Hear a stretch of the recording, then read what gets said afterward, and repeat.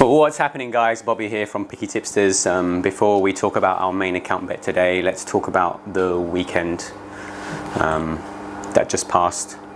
I've been in Singapore. I had a good time. Lovely little city, very futuristic. Oh god, man, it's like 20 years ahead of the rest of the world. But anyway, yeah, last weekend we had all currencies at Sandown on Friday, 6 points each way. That lost, came nowhere really. Not sure what happened there. That was unfortunate.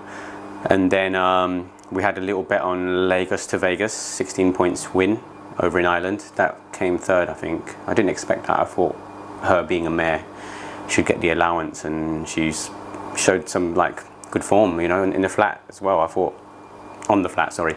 I thought, you know, she would show up and win this easily, but she came third, unfortunately.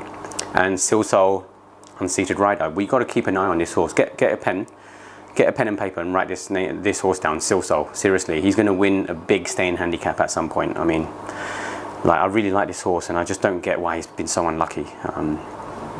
But yeah, still unexposed in my opinion over the fences, and he could pick up some prize sooner rather than later. Right, okay. Oh, sorry, I forgot to mention, of course, we had a winner as well. Jarle Enki, 14 to 1, 5 points each way. That was a good one. That put us in a very decent position. We've been down, we've been in the red. Been down since July the 27th, 2017. We've been to hell and back, basically. We've had a terrible winter and got ourselves in all kinds of trouble, probably minus 365 points, units down. Managed to have a good February, and it's been a very good February so far, and now we are since the 3rd of February we were 360 down, and now we're 133 down. So just some of the highlights of our winners: we had Dear Sir at 15 to 2 on the 3rd of February. We had Mr. Adjudicator 7 to 2, 10 points win. That was a nice one. We had Hardline last Sunday, Gordon Elliott stable. That was a good one. We had 12 points win at 11 to 4. We had Stradner Hannah from the Sue Smith stable, 16 points, 2 to 1. Red Verdon, I think that's Ed Dunlop's horse. That was odds on 5 to 6, 16 points. Not a big deal, but it still helped. Best Solution over in Dubai, in Maidan. I thought that was a really good winner. 13 to 8, not the best price, but we did 16 points on that. And then yeah, Jarle Enki on Saturday. Venetia Williams stable. I like Venetia Williams. She's really good at those like 3 mile races, you know, 3 mile chases, heavy going. She's got some tough horses in her stable. So yeah, all right, our current situation is minus 133.92, which is not too bad. We can get out of jail. It's been 7 months of hard work, but this is how we play the game, you know. We don't win every Saturday, you know. We're sort of long-term players, and you know, we're not for everyone. And if you like us, then great. If you don't, then yeah, never mind. Okay, main account bet for today. I've looked at this horse. He's running in a 250 Clonmel. It's a 3 mile race, a 3 mile hurdle. The Shaw Hall Mercedes-Benz novice hurdle. Guess who won it last year? Monolith. Everyone's talking about this horse, Monolith, from the Bromhead stable. Is it going to win at Cheltenham? I'm not so sure, but you never know. Let's see. Okay, 23,000 euros prize money, heavy going, 6 runners. Okay, now the horse I'm looking at here, unexposed horse. I think it ran an absolute blinder last time. It won in only a maiden hurdle race, but it jumped like a stag. It travelled well. It was a shade keen early on. That's a bit of a concern, but hopefully with the better race and the better pace, it should help him. Yeah, I'm looking at number 4, Last Man Standing, from the Mouse Morris stable. Now, at this time of the year, lots of the household names, the big trainers, are preparing for Cheltenham. Everyone knows that, and it's a very tricky time of the year to pick winners, because you don't know how much. You don't know how much they're trying, for one. Okay, you don't know how much time they're spending preparing the big horses for the big festival. So you know, some of the other horses get left out. I know. Like it sounds like I'm being like harsh here, but I see it year in year out. You know, they throw up some dodgy results at this time of the year, and this race could be one of them. Okay, we've got Jessica Harrington here. We've got De Bromhead. We've got Gordon Elliott, and we've got Robbie Layla, I think, who's got a 100 to 1 shot, 10-year-old, who's rated 99, who probably has no chance of winning. Okay, so we've got some big boys here, and I'm looking at Last Man Standing, Mouse Morris. He's only got 1 horse entered in Cheltenham. What's his name? Beyond the Law.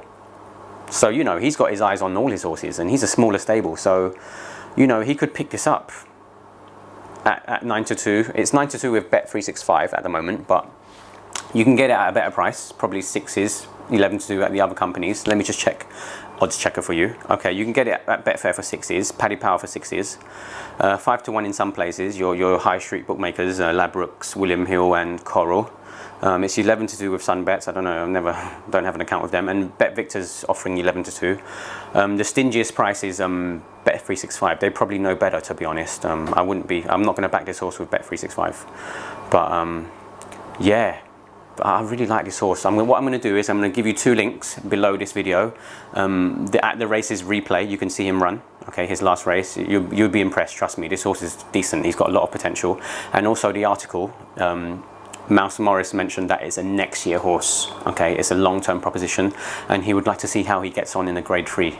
Now, my only concern is, I know a lot of people talk about this, the bounce factor. Okay, now he ran 12 days ago, but if you watch the video, Davy Russell hardly touched him. He just basically went over the last, gave him a couple of slaps, and it was hands and heels all the way to the line.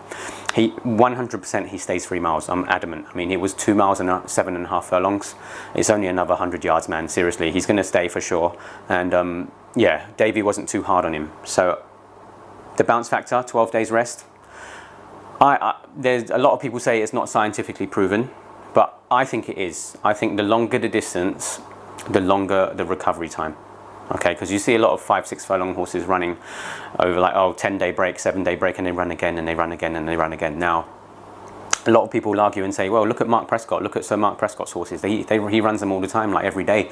But that's just the way he trains his horses. So I don't know. I believe in the bounce factor, and potentially he could bounce in a race like this. He's going up in grade. He went from a maiden to a Grade 3. It's a 23 grand prize. 23 grand prize money. You know, it's a bit stiffer competition. You know, he could bounce. So we're probably going to go 4 or 5 points each way, not too heavy. But I really like this horse, you know, and Mouse Morris mentioned in the article that the better the ground, the better the horse. So if he can do that on heavy going, then, you know, God knows what he can do in summer ground. Yeah, pace. He was a shade keen in the maiden race, and he did come from like last to first. Okay, so probably a decent gallop will suit him. Now, Monk's Hood is a front runner, and Burren Life is a handy type. So we've got the Gigginstown pair, probably going to go in front. So he should have a moderate to decent clip, hopefully. Okay, so sometimes the tactics don't work out. You don't know what they're going to do. But hopefully Monk's Hood will make the running and make it a modest gallop. Okay, so yeah, pace angle wise, it shouldn't be too much of a problem. Right, so that's my only tip for today. 250 Clonmel. Number 4, last man standing, 4 to 5 points each way. Okay, not too sure yet, probably 4, maybe 5, I don't know. Hit us up on Twitter. We're going to put it on Twitter later on.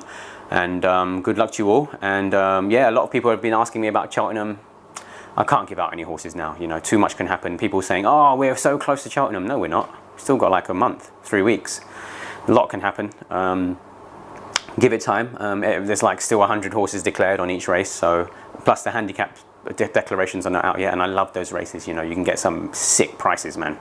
So we'll see. But yeah, I'll do another Cheltenham video. If you didn't watch my previous one, I liked Auvergnat in the cross country. Bouvier, I think, will win. I'm not going to back him. And I also like, well, I did like Fountains Windfall, but unfortunately he passed away. And I also like Little Rockefeller in the World Hurdle, in the Stayers Hurdle, sorry. But we'll talk more about that later once the handicap declarations come out and nearer to the time. Okay, thanks for watching this video, guys. If you like my videos, do subscribe or follow me on Twitter as well, because we always like do stuff on Twitter, like non-account bets like sort of muckabout bets, if you want to get involved with that. All right, peace, guys. See you later.